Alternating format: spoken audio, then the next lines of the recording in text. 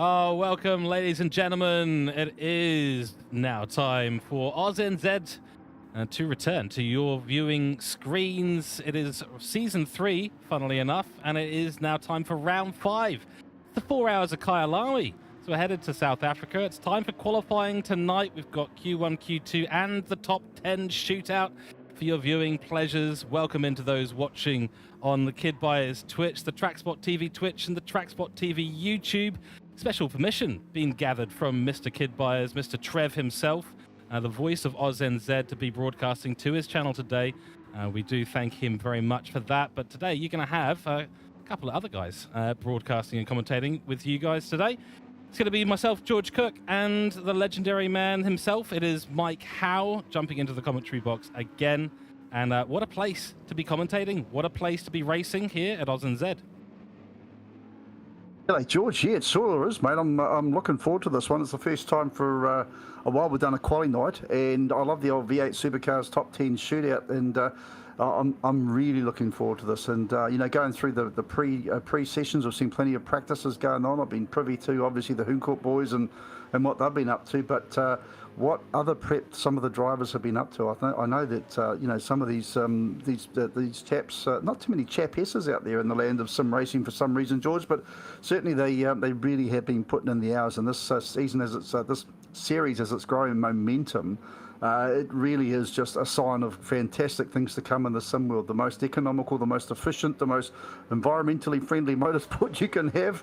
And I love e-cars like I love asparagus. But it is really, really good to see some fantastic turn up of cars. We've got so many makes and models and manufacturers. You've got stats on that, I know.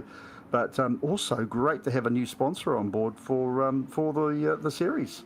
It certainly is, and Camo Parts, and we'll be talking about them a lot through the broadcast because they have put in a massive sponsorship with us, so massive thanks to Camo Parts.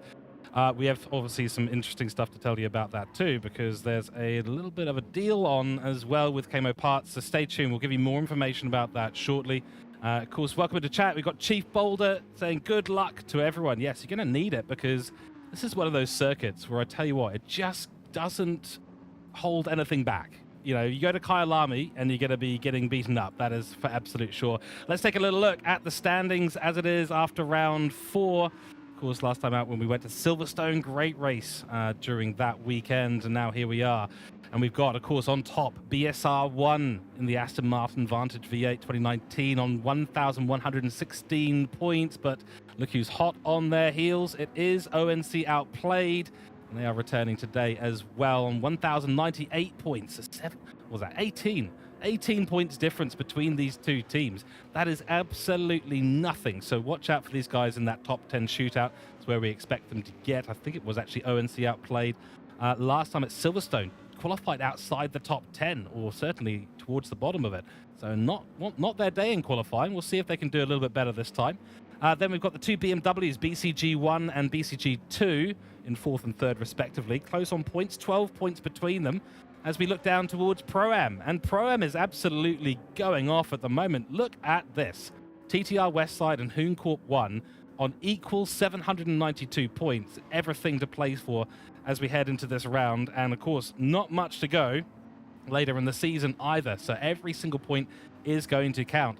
Then we've got Kings Racing 1 on 732 points in 7th place overall. The number 11 car, the Ford Mustang, leading by quite some margin in the AM class, above many Pro and Pro-Am drivers. Cactus Racing, or Cactus Racing, I should say. No, sorry, TTR East Side, I should say. So 624 points for them. They've got a massive lead over their AM class rivals, Hooncorp 2. At the moment, can Hooncorp 2 bring it back? We shall see. And of course, in Pro-Am, in 9th place, McLaren 720S GT3 Evo, Cactus Racing, a name that we have to mispronounce sometimes, but sometimes we don't. In P10, of course, it is the Mercedes of PRT3, followed by PRT1, behind their 3rd place team, let's put it that way. Only by 6 points, though, so everything to play for these guys. Can they catch up to those top 3? In 12th, it is the Aston Martin of Hooncorp 2. There's someone in the comms box here who might just be rooting for them. I'm not sure who. We'll see. I'm sure at some point the bias will come out, and inevitably does here in the commentary box. In 13th for the Pro category, FTSC 1, then followed by BCG 4 and 14th. Oldtimer Racing back on the grid, third and AM overall in their Ford Mustang on 450 points, followed by BCG3. We've got AGT Motorsport 2 and 1, both in the Pro-Am class, the 232 and the number 2, separated by only 30 points on the grid in 17th and 18th. 19th, it's BCG5. Cactus Racing 5, rounding out your top 20. Looking further down the grid, we've got FTSC2 on 264 points in 21st place, followed by Cactus Racing 2. Hooncorp 3, Lost Boys Racing, Team XV, Priestland Brothers Racing, GC Racing, Loose Rear Racing, AGT Motorsport 3, TTR Southside Cave Racing, PRT2, Defy Motorsport, Kings Racing 2, the 2 Cactus Racing teams 4 and 3, Hit and Miss Racing, and the hit and miss this season, that's for sure, and 151 Motorsports. We'll see who turns up today onto the grid. Mike, let us talk a little bit about this fantastic track, because Kyalami is a place to go, and you've been studying the track map today. Well, I actually have, and I watched a little bit over the shoulder of some of the earlier prep. I'll be watching some of the practice there tonight, and it's a big track, 4.5 Ks, but that's we were talking before about different incarnations of the circuit, but this one been the same since about 2015, and some very stonking times. But I love some of the phrases they've got. Up the straight turn one, it's not even a turn; they call it the kink, and this pretty much a straight line, but that's South Africa for you. Crowthorne at turn number 2, then I have no idea how you pronounce 3 and 4, which is Jusiakiski sweep or something. But I want to talk about turn number 5, George, because it's mispronounced badly. They don't actually have barbecue over in South Africa, do they? No, it's braai, for those of you who don't know. Yeah, exactly. I shouldn't have a barbecue. I thought it was a kind of cooking for a while. Turns out it's just the name for barbecue. Yeah, that's a braai. It's the way you cook your food, my friend. You want to put your meat on the barbecue, have a braai. Don't worry about your shrimps, the way they pronounce it. So, and then you come down to that amazing right-hander at Sunset. You either get it right or you get it really wrong. I've also been told, watch out for turn number 2, because it's an absolute dickens of a corner.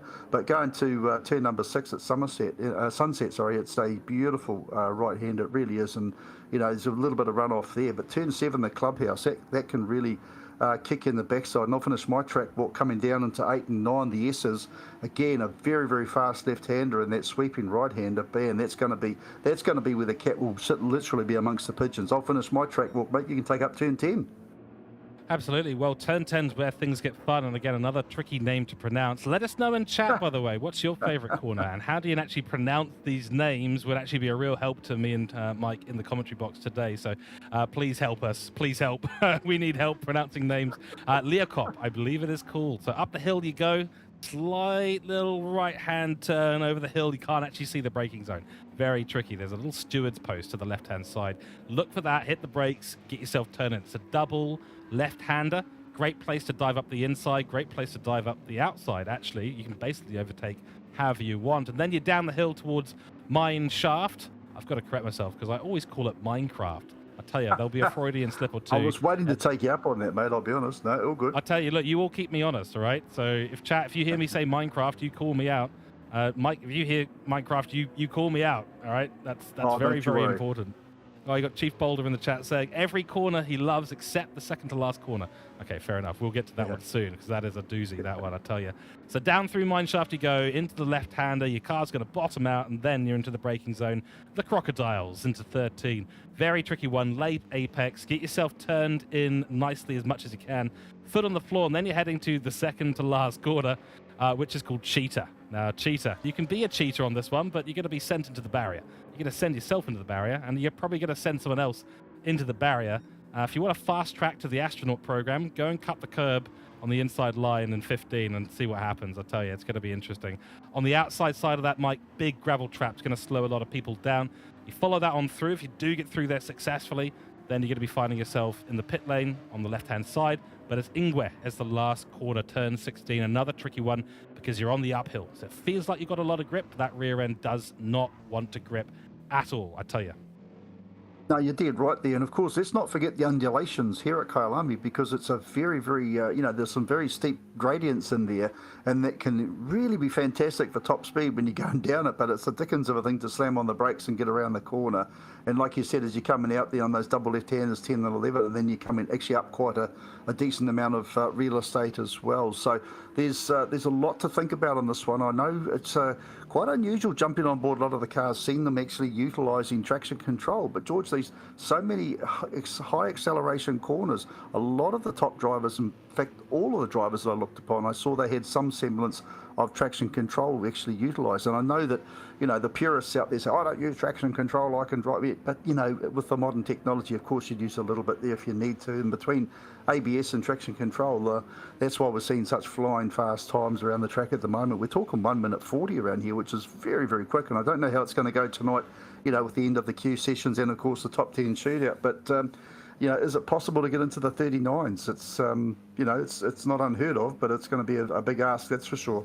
Let's see, it's just such a tricky technical track, so it'll be tough. But, lap record here in real world racing is a 140.3. We typically see the sim racing fastest lap times at a circuit be a little bit quicker than those, and that was by Nova Proto, by Jonathan Thomas in the Nova Proto MP02 in 2024 when he went to sports car racing. So Chief Boulder saying 140s are reserved for the aliens. We've also got that Variety Gamer guy. Welcome into chat, my friend. The run from Minecraft. Oh dear, Freudian slip already. Oh, I think I might have to blame Gamer Guy for that one, but he is a gamer guy. So saying that down through Mine Shaft, down the hill towards the Crocodile's left-hander, from past experiences, always catches me out. So I'm looking forward to seeing what kind of racing lines are taken come race start. It's going to be interesting because when you're full fuel, coming down that left-hander down the hill is really, really, really tricky, and the car just does not want to turn. It bottoms out. You've got plenty of grip at your disposal, but you want yourself back on the left-hand side, but the downhill section throws you out to the right, and then you've got to sweep back in, hit the brakes hard. There's a lot of lateral load going through the car, and it often tends that the rear end loves to step out. And getting power down, well, let's not even talk about that. I'm assuming that's basically the same experience you're having as well, Variety Gamer Guy. Also saying getting his lefts and rights wrong, not even driving. Well, probably good that you're not driving if you're getting your left and rights wrong. But I just said long, didn't I? Oh dear. Freudian slips are happening. Yep. It's going to happen. He didn't say Minecraft. And it's interesting too, watching some of the drivers earlier on. And I haven't driven Kyalami myself, but, I noticed the same corner from, I'll say it was Somerset. And it looks like a fairly easy right-hander. But Somerset, I was watching on board, I won't say who, Psydog, and his lines was completely different to, some of the other guys. Of course, the BMW was its own car. But then if you go on board with one of the Porsches there, and boy, oh boy, he was, playing with the buttons all the time. He was always changing the ABS, always changing the traction control per corner. It was like watching Shane Van Gisbergen in supercars. He was really like a busy man behind the wheel, as well as, yielding the vehicle, holding onto the corners, getting the braking right, and then changing all of those little controls that he had. So, sometimes inside the cockpit, George, it's a very, leisurely change a few gears around the corner. Other guys, it's push button, maybe give themselves some extra bricks in their Minecraft game or whatever they're doing, and have a lot of fun. So it's a very active place, the interior of a cockpit of a modern sim racer. It's certainly not by just sitting there with a couple of buttons on PlayStation like old fogies like me used to do. But it really is great to see. And, I'll pull out the odd, game on Saturday and have a bit of a nudge and see what I can do and what time Nathan was doing and what time I can do. But, at the moment, it's all to play for. And I honestly think I've got a feeling that we're going to be talking close to a 39 here tonight, because we really have got some quality driving. I noticed in the third of the free practices there, Twitchy was down under the 140.6. And I don't think they always show their hands, do they, at practice? Qualifying is a whole different ball game. Yeah, they often do a little bit of sandbagging here or there, never really hurt anyone. Mercedes in Formula One. Anyway, before we get too close on that, looks like the conditions are quite good. We're just waiting for the free practice time to drop down. We'll head to some track views in a few moments' time. Diamond actually confirming, Mike, exactly what you're saying. 1 minute 39s for quali should be the pole position. So I think we will see a few drivers get it absolutely right. Conditions at the moment in practice are sunny. Fast track conditions, so not optimum, but no cars out on track, so no surprise there. 35 degrees Celsius on track with an ambient temperature of 25, I believe. So it is pretty hot. not unexpected, given we're in South Africa here. Fantastic place to come racing, of course. For those who don't know, it's in Midrand in Gauteng, South Africa. Coordinates are 25 degrees north, 59. No, anyway, before we get into that, it is an FIA Grade 2 track owned by Toby Venter. Bought it in 2014. So fantastic place to come racing. 4.5 kilometers, 2.8 miles, 16 corners. That's what we're looking at today. And to your point, Mike, about the traction control settings, yeah, often you do have to do that to be at the absolute peak. My best race that I ever did was at Spa in a McLaren on ACC, and we had the traction control mapped in 3 different areas, often to 0, which is very, very awkward. The nice thing about ACC is that they do allow us to have these modern ABS and modern TCS systems enabled in the game.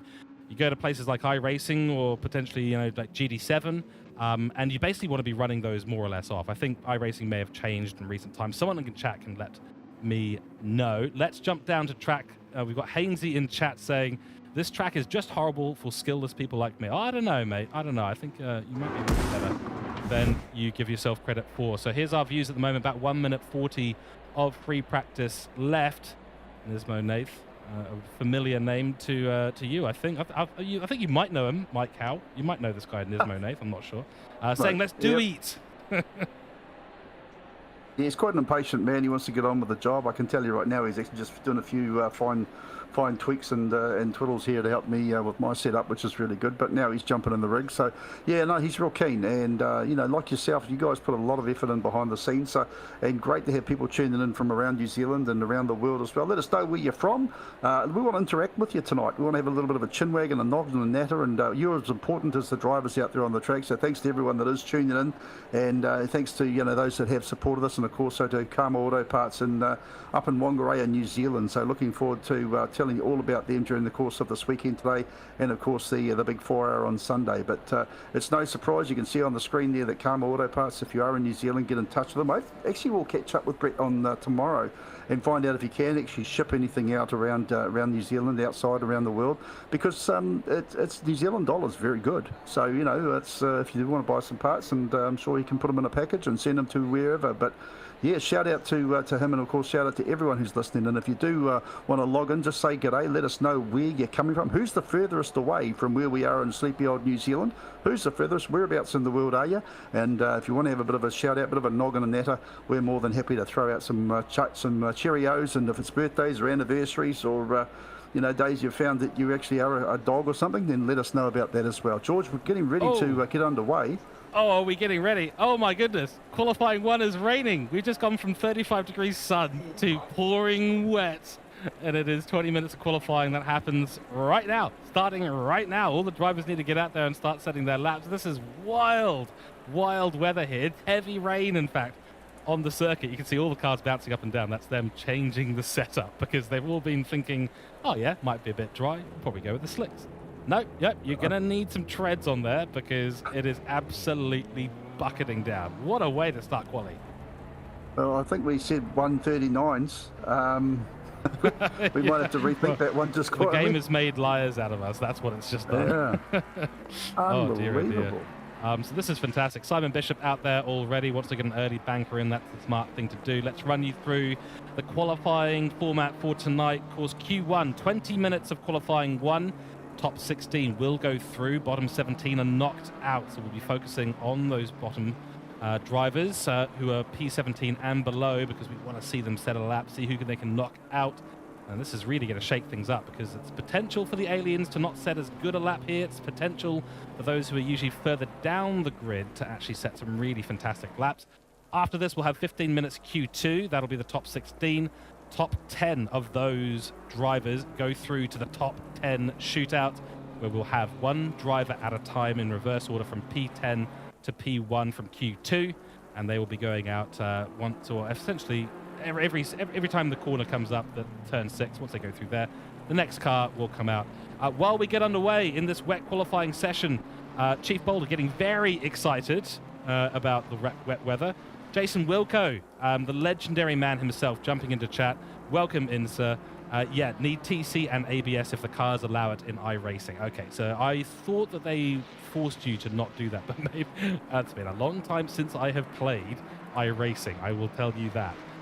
Commentated on it a few times in the past year or so, but it's been a little while since I cracked out the MX-5s. Jason Wilco also saying, it's not even my lobby anymore and it's raining. Mate, you just bring in the curses, dude. Jump in the commentary box. You'd have a great time. Every time you talk, someone would go off track and crash into a barrier. It'd be brilliant.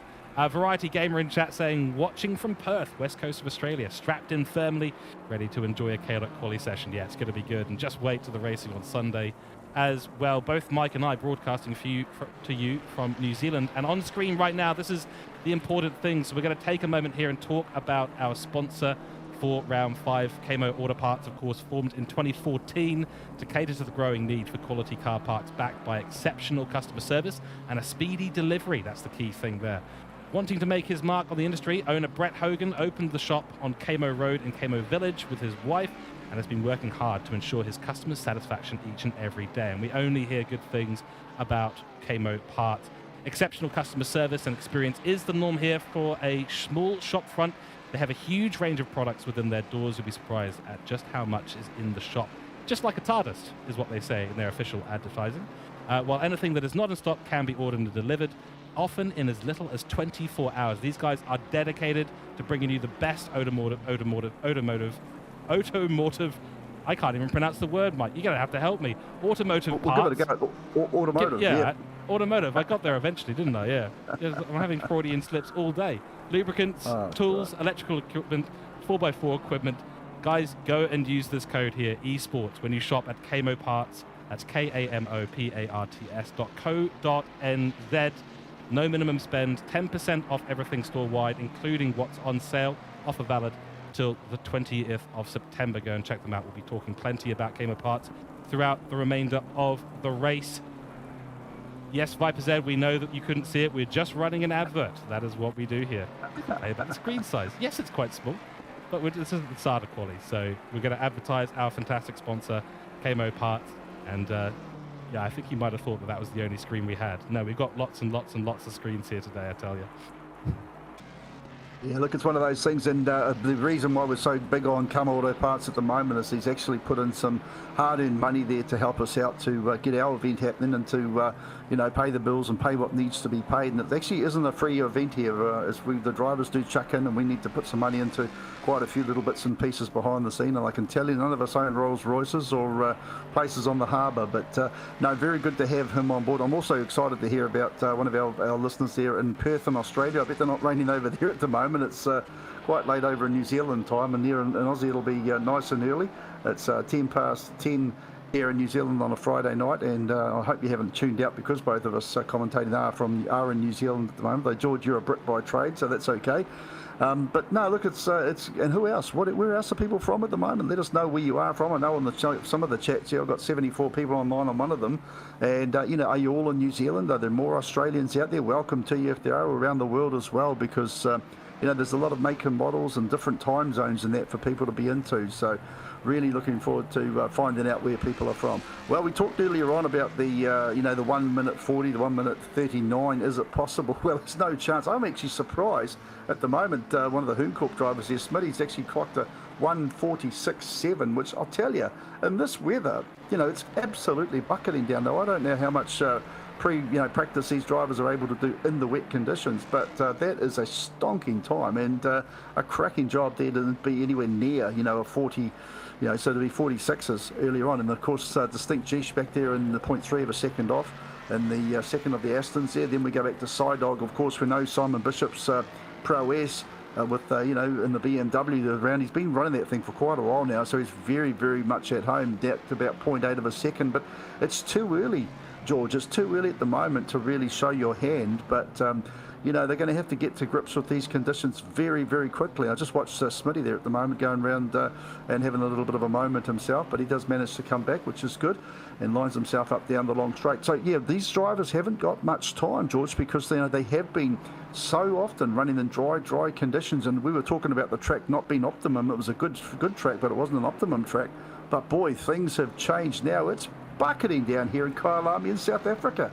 Yeah, it's beautiful. I love it. I love when we get the wet weather because it really just separates everyone in the grid. I mean, you can see the spread of times at the moment, 7.7 seconds from Gaz's here in the 667 BMW, all the way up to the top, Distinct G-Sh, and pretty close to the top between the top two right now. Those are not the times that we're going to be focusing on today. The key times that we're going to be focusing on are those who are P17 and down, currently occupied by Al Dusty. Hainsey is in there as well. He's been in chat too, doing two things. And then Gaz is here, of course, with times on the board, waiting for Freelix, Chipperton, and Bitzer.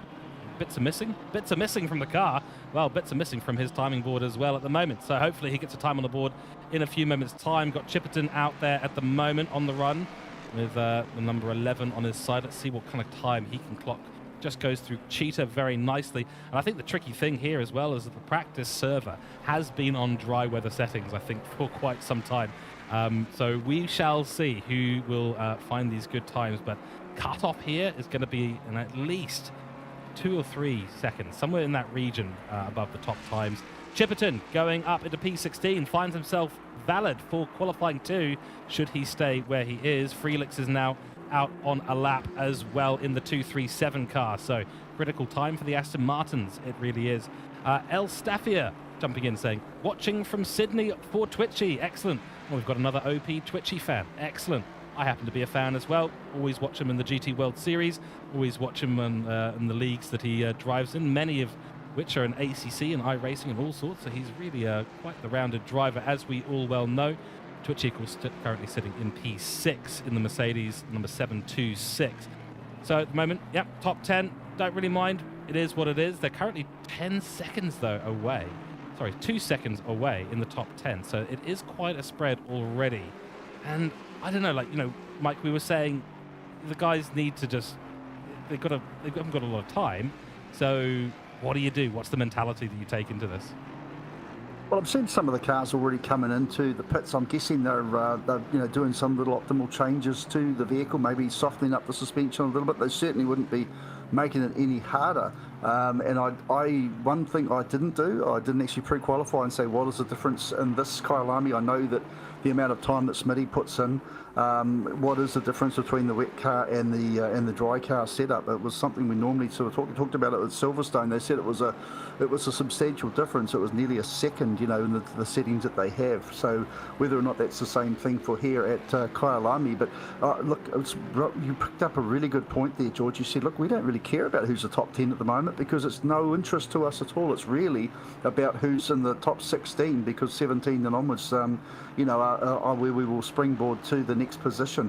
So, it's not all eyes to the top for a change as we are, 10 minutes into qualifying, 1 left to go. One thing I've also got to shout out to as well, mate, because we wouldn't be here if it wasn't for TrackSpot TV, and also a big shout out to TrackSpot because they have been putting in a huge amount of work, and I know the amount of time and effort through the week as well as on the Friday night, and we've also got them contracted to be, working on the Sunday as well, and it's going to be a mega day. What a cracking job they did at Silverstone and the other events that we've had, part of this fantastic series. So let's not forget who is really helping make the rubber literally touch the road here in the eSport racing that we're watching here tonight. So thanks to TrackSpot, and we'll hear plenty more about that fantastic little company as well, and they're certainly still looking for a decent database and network of commentators around New Zealand and even around the world. So if you're a budding up-and-comer and you haven't quite found your feet yet and you want a little bit of help doing so, all the up-and-coming commentators and future influencers and things like that, then TrackSpot TV can certainly be someone you can have a talk to. George, so look, we're well under 10 minutes. We're 9 minutes to go now in Q1. And we start to see some of these cars moving around. Freelix still yet to record a time in the 237 car for some reason, but from 17 down to the 21st place, it's 2.5 seconds between them. 4.5 seconds off the pace in total. So lots of work to be done for those cars if they want to move up to the top 16. Yep, that's correct. And the Freelix, we've just been on board for the last couple of laps and out lap, and now he's just put in his first hot lap. So fortunately, only able to get up to P20, and that, of course, is the Hooncorp 3 car, Flying Kiwi, his teammate. So 137 car is the Hooncorp 2 car, so that's going to be Nathan Howe and Timothy Vaughan, VTR U9 in the Aston Martin. They're up in 13th place at the moment, relatively safe, you would say. But I tell you what, the gap at the back is starting to creep up. I do believe we may have had one car drop out of the session, so we shall have to keep an eye on whether they're able to return or not. I think that might have been Hainsey, so hopefully he returns in a few moments' time. Gaz is here, so the drop zone at the moment, we've got B. John in the 407 McLaren. That is Cactus Racing. I'm not sure the number. I think that might be the number 1 team. Randall 77 in the 444. It's Cactus Racing 5. Al Dusty in the number 2 car. So AGT Motorsport 1 really out of place at the moment. Of course, Raka Tack and CP Water Arrow are driving that Ford Mustang. We'll see if they're able to make a little bit of progress. Gaz is here on board with him at the moment. Can he put in a good lap? Because that's what we're going to have to start focusing on. Let's just have a quick look. Let's see where they are on the lap. We've got B. John just going through Sunset right now. We've got Randall coming across the line, starting a hot lap. Hasn't improved on that one. Al Dusty right behind him. No improvement there. He'll go for another lap as well. Gaz is here, just coming through towards Sunset as well. And we've got Freelix, of course, going again into now. I think this is Clubhouse, I think. That is Barbecue. That is Bry right there. No, it's not. Right. It's Ingwe. I'm gonna get my north, south, east, and west all mixed up today. We've got Jason Wilco in chat as well, telling us all about wet setups. So let's talk a little bit about this while we wait for some more of these laps to come on through. We'll keep an eye on B. John in his McLaren.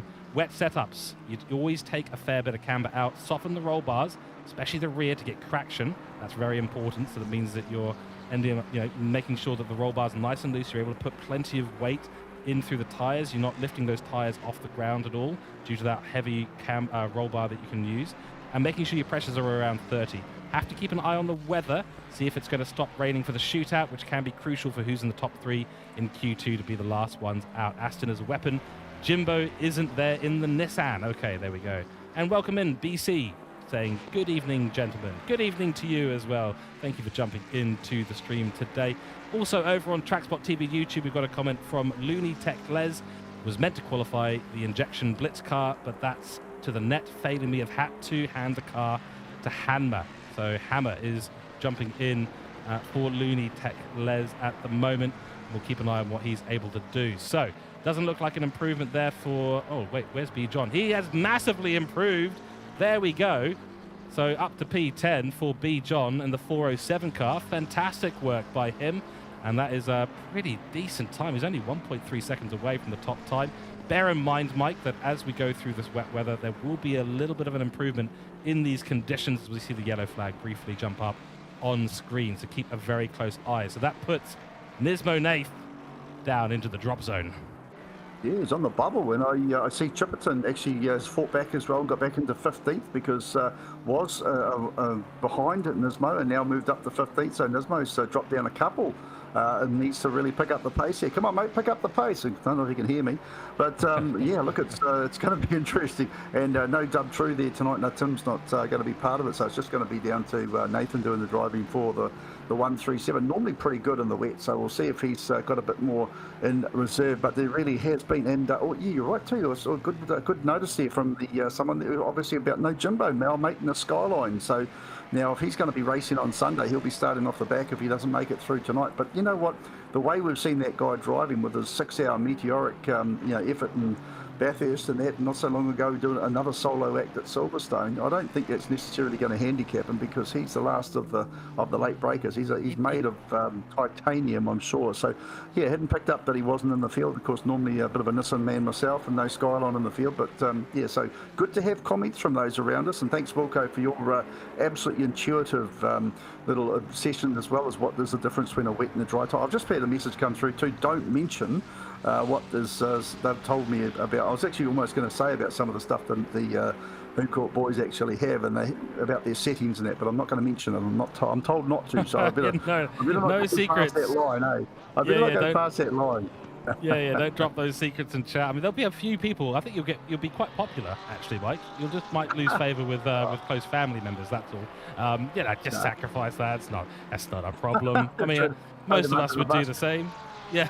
I've just noticed Nismo's moved himself up to 13th, so he's put in a good time. He's come into the pits after it, so he's pretty happy. So he's at the moment out of the drop zone, but the cars further down are still on the improve, and they're still trying to get themselves through. And I noticed too, Hammer Time there. He's doing the stint. He's doing the driving, and good old Hammer in the Mustang. He's actually up to 15th now, so he's keeping the team well and truly alive. So go the mighty Hammer.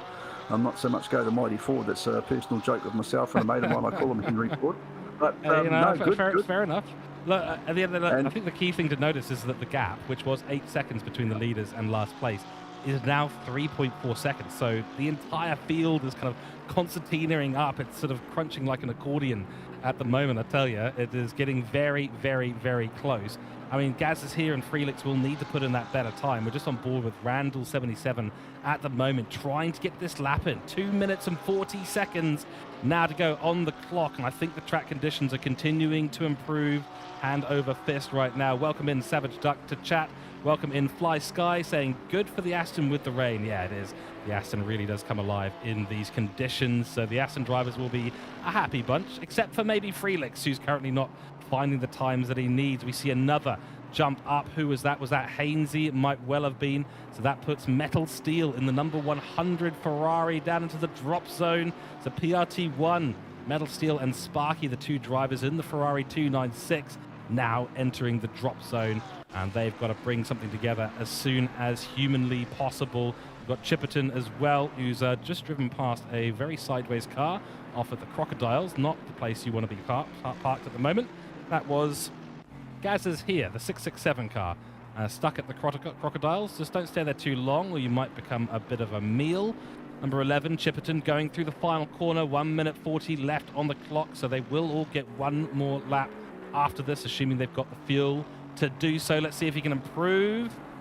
No improvement this lap. Randall has crashed. The 444 has binned it into the wall, and that looks like it's done it at Cheetah. Cheetah claims its first astronauts of the day that we saw, certainly, and that is a disaster for them. Almost guaranteed to be in the drop zone now. Huge damage to the cars. He cuts across the track.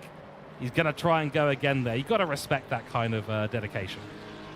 Haven't really got much choice in the matter, and it's amazing for us too, because normally at these qualifiers we're looking at the top 10, we're looking at the top positions, we're looking at the bottom, we're looking at 17 through to 21, and Metal Steel, Chipperton, Randall 77, Gaz is here, and now obviously Felix, but Randall with problems in the Porsche, need to get their skates on at the moment. They really need to pick up the pace. Even Nismo's not safe. He's in 15th. Hammer in the Mustang is in 16th. So they aren't guaranteed anything at the moment. But Metal Steel, Chipperton, Randall in the Porsche, Gaz is here and Felix are on the drop zone. They need to really get themselves motivated here. Put in the perfect lap if there is such a thing. And unfortunately, the weather is not forecast to lighten up anytime soon in the next 30 minutes. So these drivers have got a lot to do, George. 24 seconds to go.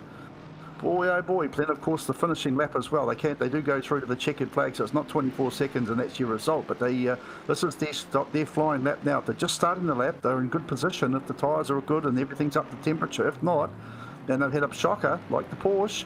Now, is Randall going to get across the strip? That's the question too. And they've gone into the pits. It's quite right too. Indeed, and there we go. Chipperton sliding through Cheetah.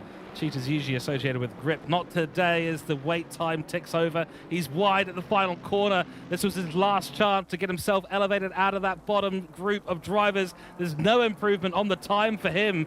That is unfortunate, and he's going to be absolutely gutted. Coming through the S's right now, Metal Steel, Randall, still going. He's about to come through the Crocodiles. He was the one who had a crash. Gaz is here, no improvement.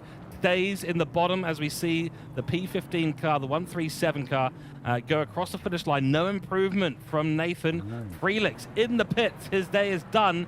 So the only person, there's only two more cars. Nope, make that one. 444 is out. He's done for the day. What can Metal Steel do? He's just come down the bottom of Mineshaft into the braking zone at Crocodile in the wet. Such a tricky place to get right. And the late apex getting that nice bit of power down as he does very nicely in the Ferrari 296. Through we go, the dangerous corner. He's taken that very conservatively, but he's safe. Through Cheetah, now to the final corner. What can he do? Can he displace Hammer Time? Can he put him down in the drop zone? Let's see, the line's a few meters away. Rain continues to come down. And he's not improved, so there you go. That is your bottom drivers right there. I had the pun already. Is he going to drop the hammer? But no, he didn't. And Metal Steel, good effort though. In the 100 car will be the first of the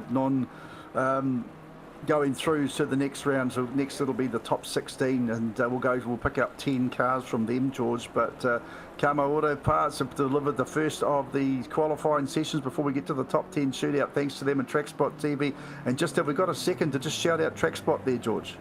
Oh, absolutely. Yep. And So TrackSpot TV, of course, for all your broadcasting and commentary needs, please do head to our website. It's www.trackspot.tv.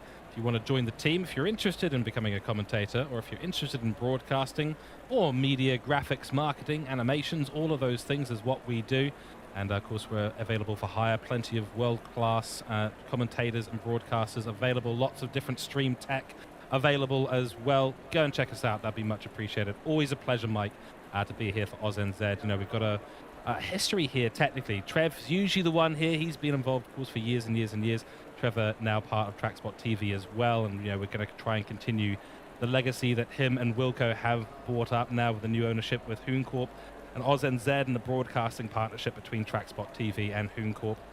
Very excited to be continuing to bring the AUSNZ broadcasting to your screens, whether you're watching on the TrackSpot TV, YouTube and Twitch, or Kidbyers Twitch today. Special permission from Trev, given he wants to keep his community alive and happy and ticking along. So we are here today on all 3 channels. So yes, thank you very much. And of course, Kamo Auto Parts, go and check them out. There's a 10% discount happening at the moment. Go to Kamo, that's K-A-M-O, parts.co.nz. And when you check out, you can enter the code eSports. So when you're buying your electrical, lubrication, 4x4 or tools, go and get these guys a bit of a shout out. Get yourself 10% off, and that includes 10% off on sale items. So if you've got something that's already on sale, you can get an extra 10% off. Please go and check them out. They are absolute legends, and we really appreciate them being our primary sponsor today. We've got Jimbo in chat. Welcome to chat. Something came up, so unfortunately out of quali, but we'll be in the race Sunday. We're glad that you'll be in the race Sunday. Mike will be a happy man. Yep. Oh, I got to have him listen out on the track, Jimbo. You are an absolute legend, mate. You're my favourite. I know I'm supposed to say that about my son and the Hooncorp boys, but seeing the old Skyline go around the track, you put a smile on my dial, mate. And when I heard the story about what you did at Bathurst and you got discombobulated after 5.5 or 5 3/4 hours racing, mate, I just took my hat off to you and said, dude, that is a man, and I mean in the right way. It's fantastic. So, yeah, Jimbo, looking forward to seeing you and giving you a cheerio on Sunday, mate. Well and truly. So, hey, look, he's not on the track, but he's here in spirit. So I'm going to say right now that the Skyline's in 22nd position, no matter what, and we'll see that going. And if you like me, guys and girls around New Zealand, around Australia, around the world, listening in, and you like your R35s, tune in on Sunday. Jimbo will put up, and it's Jimbo. I don't know if you can communicate with us, but Jimbo, are you going to be doing another solo act drive, mate? Again, another 4-hour Herculean effort. I don't know how you get up and have a wee through for the very short pit stops, but just let us know if you are actually going to be driving solo again, mate. We've talked about how he manages to do that, and yeah, there's a few theories. There's a few working theories on how that works. You know, there's the regular sim racing joke of get your empty Coke bottle out and do your business, but I don't know how. Jimbo, no, I've got better thoughts. No, look, it's just great. And now we start to change our little emphasis there. Sorry, Jimbo, we love you, mate. We'll see you on Sunday. And just let us know, are you going to be driving solo, mate? Because I really would like to know about that. And, you know, make sure you're in good shape for Sunday, because I'm backing you. But now we change our approach. George, Mike, it's not really... He's doing it solo. He's just chimed into chat. He is doing it solo. What a legend. Oh, you're a hero, mate. I don't know how you do it. I did a 1 hour the other day with Nismo on a PlayStation game on his rig, and honestly, I had a ball. I felt great after an hour, but I don't know how you do it, mate. Anyway, so yeah, again, hats off to you, Jimbo, mate. Looking forward to. You won't be talking to us then. I want to see you out on the track driving. So you just chime in tonight, mate. If there's anything you want to throw in, just do it. You know what we need to do? We need to make sure that Jimbo jumps into our waiting room for an interview while he's driving solo. Yeah. I think that'd be really impressive. By the way, on that. Yeah, that's exactly it. By the way, on that note, we have open interviews available for all the drivers. So if you are driving in today's qualifying or during the race, you're welcome to jump into the waiting room in the AUSNZ Console Endurance Series Discord server. And you wait a few minutes there, and we will get you in and have a chat to you. No swearing, please, but jokes are welcome, and we'd love to hear you talk about how you're so much better than your rivals. So jump on into the waiting room. We'll get you in for an interview anytime. You're more than welcome. That invite is open to all the drivers, and even if you're not here on qualifying tonight and you want to jump in, feel free to. We'd be absolutely stoked to have a chat to you guys in the comms box and get your voices permanently recorded for historical purposes. So that's the other important thing to mention. Matt Simmons in chat as well, saying, can confirm 4 hours solo is rough. Yeah, honestly, yeah. it's really, really impressive. I don't think I'll ever get over that. It's brilliant.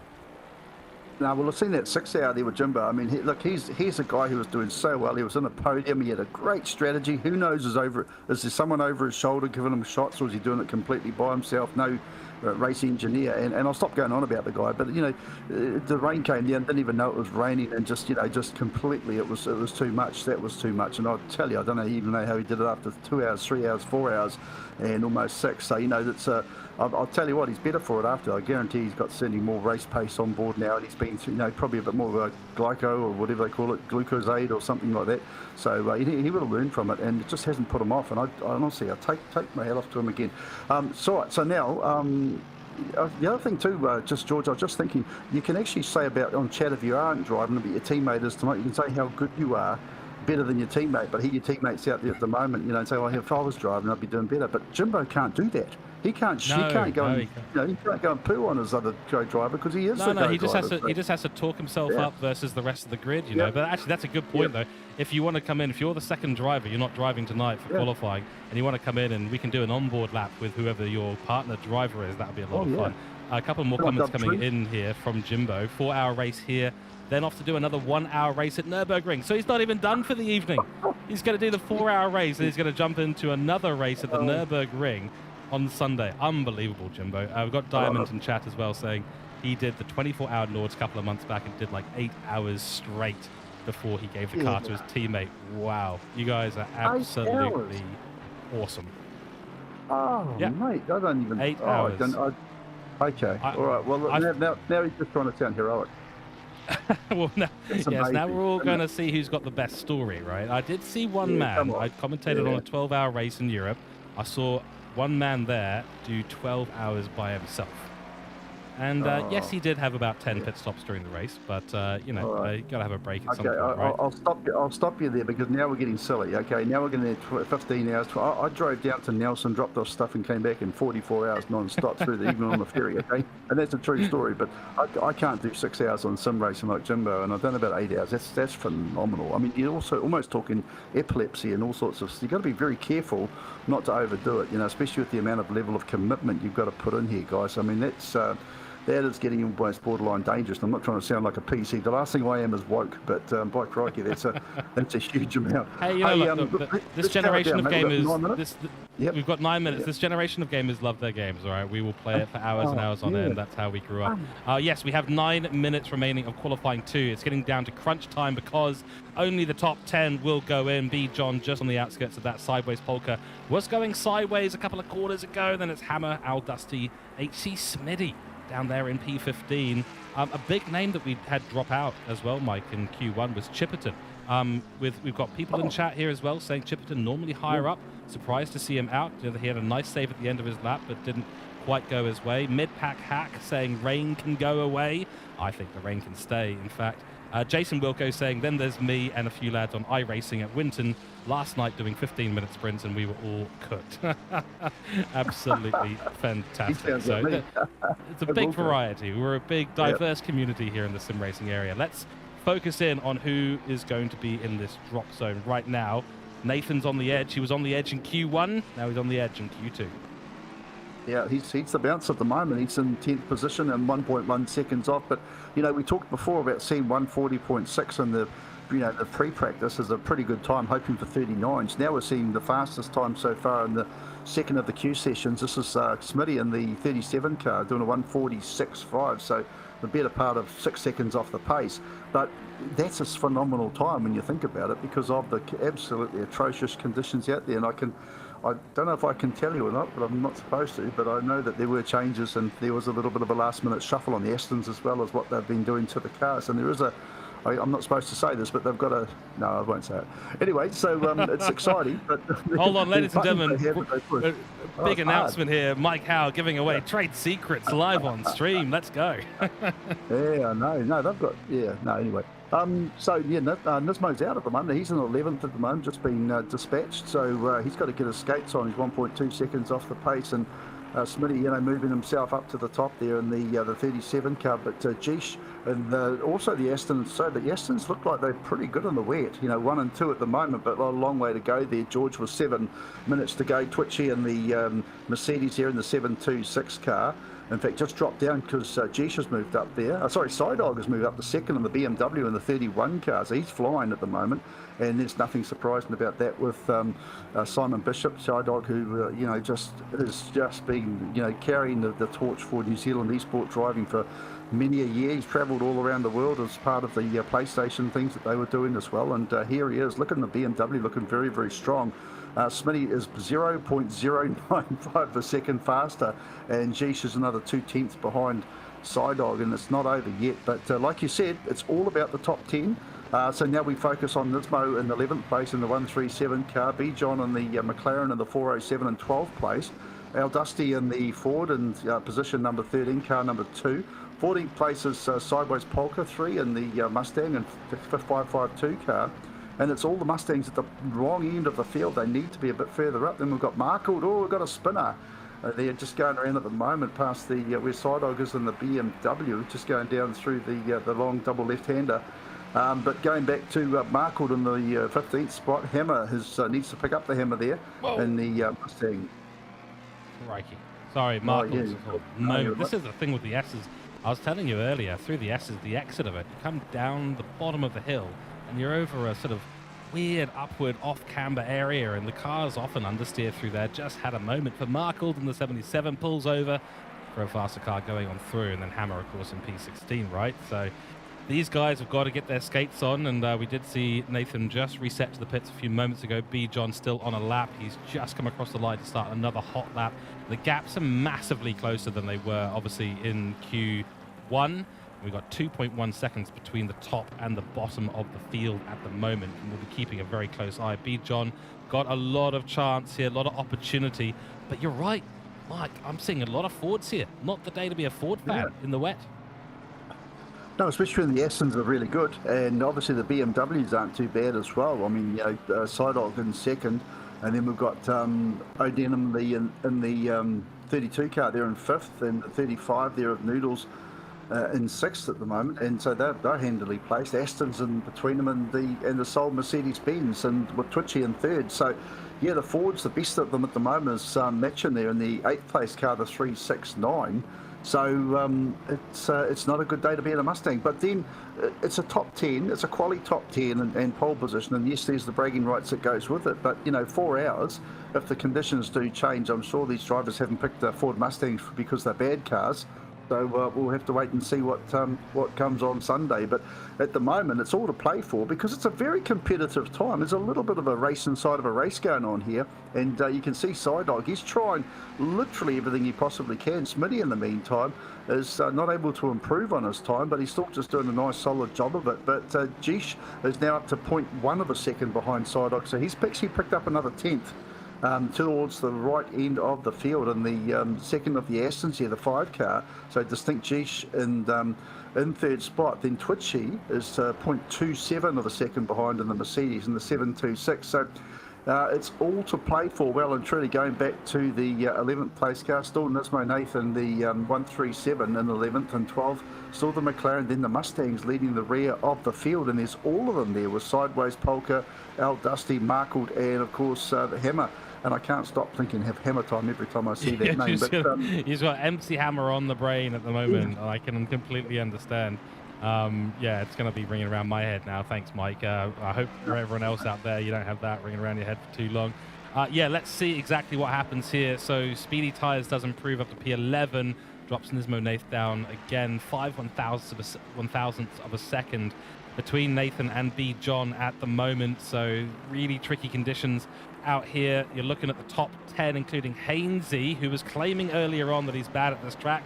At the moment, evidence to the contrary appearing on our screens at the moment, as we see a little bit of an entry slide there for Al Dusty, who's on a hot lap here. Let's see what kind of time he's going to get in P15. Needs to elevate himself by at least half a second if he's going to get himself out and into the top 10. Every position counts, of course. Let's see. Oh, he's just out by 12/100ths of a second. So 0.0777 777, I should say, out from the leader, and 0.765 is our cutoff at the moment with Hainsey. So P11, good stuff from him.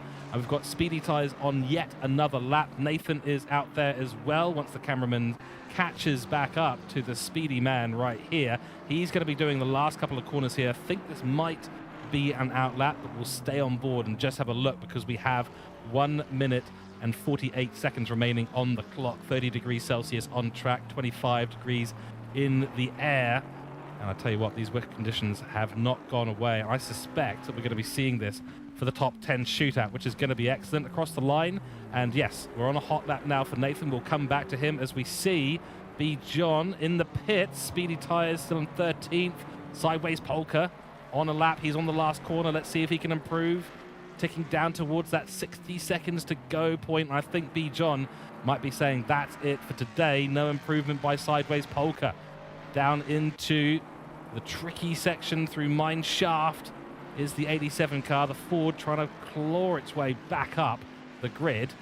Keep an eye there. Nismo Nath just going through Sunset at the moment. Al Dusty on another lap as well. So we'll see improvement from all of these guys. Through we go into the place where you can become an astronaut on track. And all you have to do is cut the corner and find yourself being thrown directly into the barrier, and then up into space you go. Last corner, Ingwe. Decent run through there, but a bit wide from the apex. Did carry a lot of speed, though. Is there improvement? There is, but it's not nearly enough. Hammer Time will be staying in P16 at the moment. Got one more lap, though, to his name. We focus now on Sideways and Nismo Nath, the next to come across the line. Nate needs to get his skates on here because it's not just about getting this lap under an improvement. It looks like he's certainly got the hammer well and truly down, no doubt about that.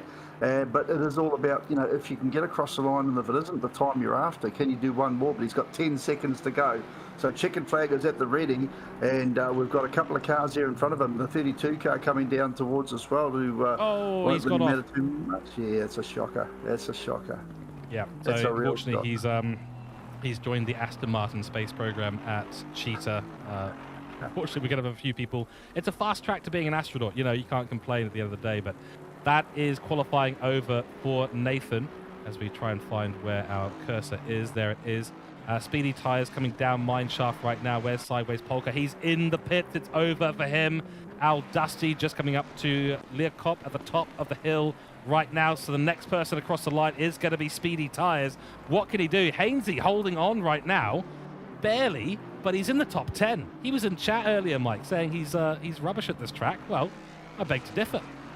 Yeah, I'll go with that one, mate. He just got across the line. He cemented himself there, but it's wet cement at the moment. We've got Al Dusty behind in the Mustang still with a bit of a chance there. No, Dusty's parked it up, thrown it away. So who can actually come through and knock him off? Speedy Tyres. Anybody? Speedy Tyres has done it. He's up to P8. Knocks Hainsey out of the top 10 and finds himself with a very good lap. He found over 0.4 of a second there. So the Pro-Am driver, I think he's Pro-Am, we'll double check that, but Speedy Tyres up to P8. Fantastic work there. And now the question is, can Al Dusty do anything about it? No, he can't. He's slow, and that is our qualifying 2 sessions. So HC Hainsey, it was so close. I can't say that he's, I think he needs to reassess. P11, very, very good place to start at the end of the day, Mike. Yeah, you can't be too upset with that. It's ideally you want to get through to the top 10, and that would be lovely, but no one's going to cry about it. It was good, clean racing. Everyone gave each other plenty of room and respect, and I think that's the most important thing at the moment. But yeah, look, it's regrettable for those that didn't make it, but really it's all good exercise. It's all good practice too. And this is something that if Sunday is a wet weather race, it's these drivers that have had this experience.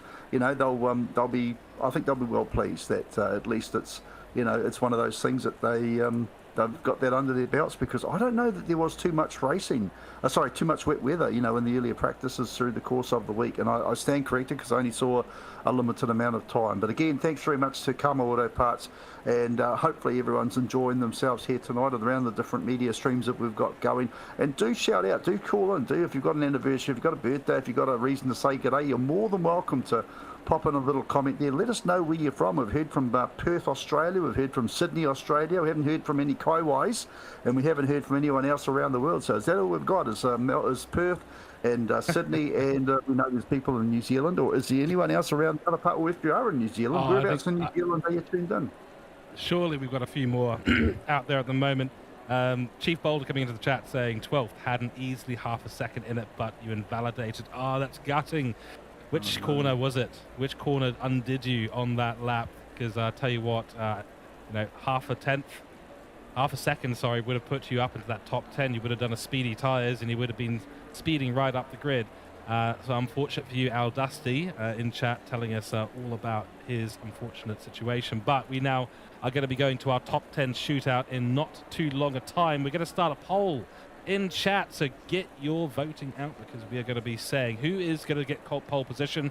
We've got 5 drivers that I can put onto this wonderful poll. So I can't put 10. I can't put the full top 10, which is a little bit frustrating if you ask me. So there may be someone on here that you go, well, hold on, we're missing a couple of drivers. Well, let us know in chat. Poll is going up right now for 10 minutes as we head into our 3rd qualifying session. Of course, this is going to be one driver at a time. Get your votes in on the poll. Who gets pole position? Who do you think? We've got 5 names in there at the moment. Some of our championship leaders. Let us know. And if you think that there's a name missing on the chat poll, let us know in chat. Type that name in there and say to us, we think it's going to be X, Y, and Z. So first person out, of course, is going to be our P10 driver. And that, if I am not mistaken, is going to be the 77. So the number 77 car, we're going to be going and talking about the lap as we go on board here. A reminder, of course, you can jump into the interview area and into the waiting room, I should say. And we'll bring you in for an interview while these are all happening. So the 77 OTR car, Markles 1 is in the car for this. Decent run already. Of course, we're going to be having a nice little bit of an outlap. So we'll have plenty of time at the end of the day so that we can look at everyone's laps. His teammate, bits are missing in the Mercedes AMG Evo. Honestly, one of my favorite liveries out there. There's just something that works about a white car with orange and black highlights, Mike. And I don't know if you're the same. I think keep it clean, keep it crisp, keep it clear, and it's visible when it's dark conditions. And he's covered every aspect of that, So really, what's missing at the moment is a major sponsor on the side of that car, because it looks fantastic. It's visually appealing, aesthetically spot on. And I was just thinking too about the big American Mustang. Where's the Camaros? Is there no such thing as a decent GT3 Camaro there, George? Because I'd love to see, the Ford Chevs sort of battle out there on the track as well. Look, I'm not angry with the Aston Martins, the BMWs, the Mercedes, the Ferraris, the Audis, the McLaren, and of course the Nissan. But other than that, it's Wait, you said Nissan in a quiet voice. Yeah, I did. Well, the Jumbo's not there at the moment. I'm trying to keep him under the, you keep your light under the table sometimes, and just keep the radiance away from, glaring eyes. We don't want the moths to be too blinded by the flame. But no, he's going to be amazing. He's my man. I am now a firm Jumbo believer. I'm a Jumbolian. That's the way I'm going to call myself from here on in, mate. I've been keeping it quiet, but I'm a Jumbodian. It's the new Bohemian. Let's call it that. The Jumbodian. Yep, so.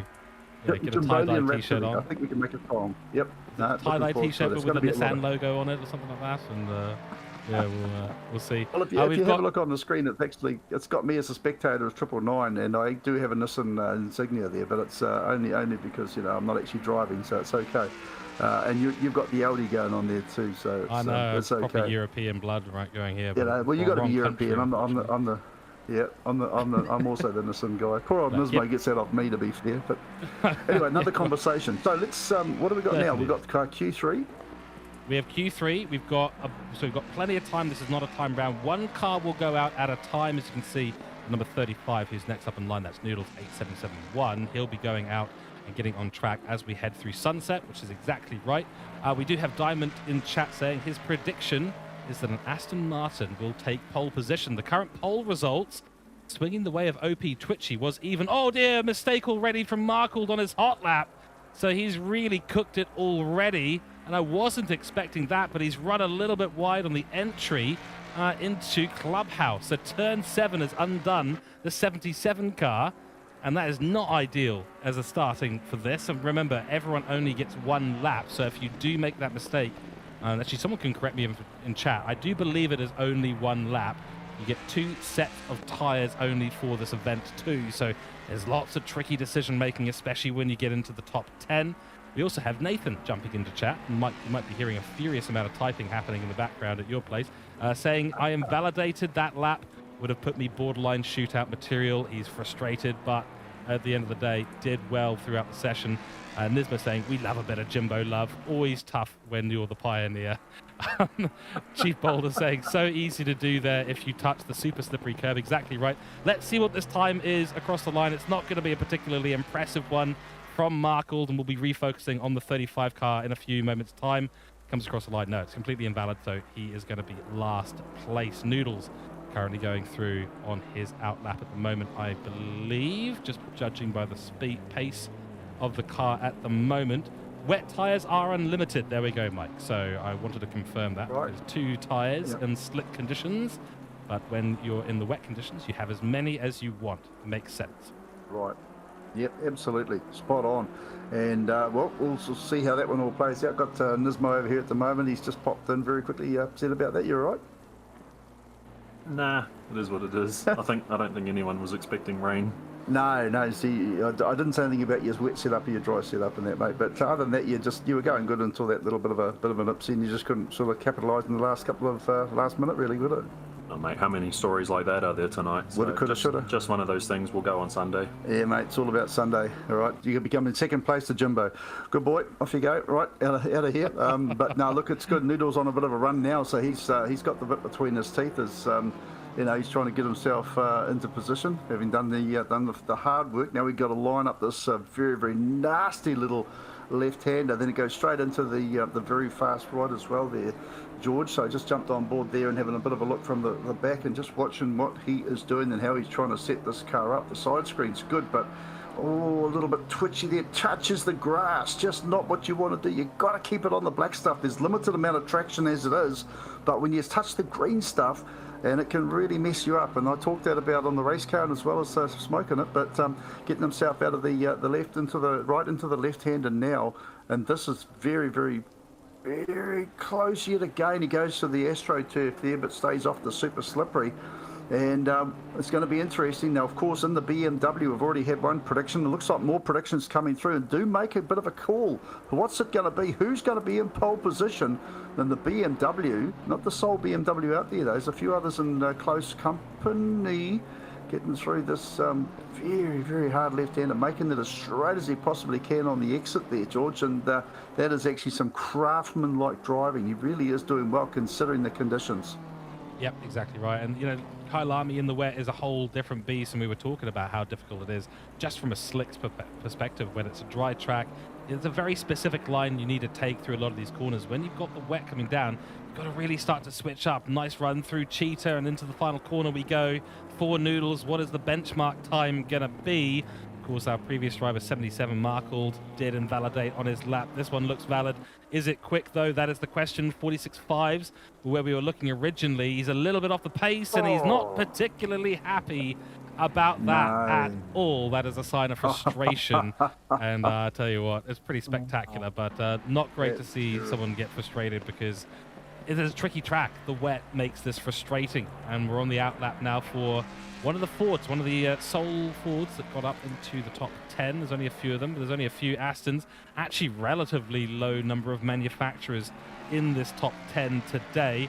Remember, guys, the pole for pole position is still up. Currently, OP Twitchy winning that poll with a couple of votes, and Psydog is in there. Oden's in there. No votes for Distinct Geesh or HC Smitty. So get your votes in. Come on.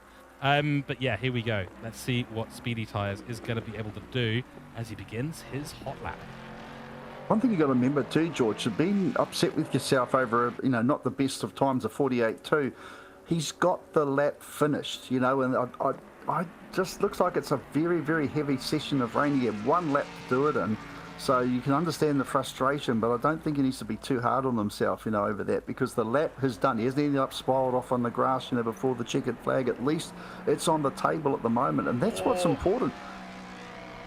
Sorry, he just got a little bit loose there. there. You're right. Keep going. No, it's just it's all about getting across that checkered flag at the moment. We're talking about you know, a TTSO, mate. It's a top 10 shootout, really, at the end of the day, and everyone deserves it. You know, everyone that in the top 10 in itself is a tremendous job to be first and foremost. It's, you know, starting 10th out of 21 cars. There's nothing wrong with 22 when Jimbo comes and hits the brown stuff. But it's, you know, there's nothing wrong with that at all. It's perfect. So it's better to be that than to be, you know, starting at the back like the side of the guys are. And it's so pat yourself on the back. Well, I'll tell you what, give me a last place start any day of the week. Because Yeah, I don't drive very I don't fast. I don't mind it very much at all. Don't have to worry about who's in my rear vision mirror as we head into turn 1 or turn 2. We've got El Staffia in chat saying we've put our vote in. Fellas, who are you picking for pole position? That's a good question, actually. That's a question back to us. Who do we think is going to get pole position?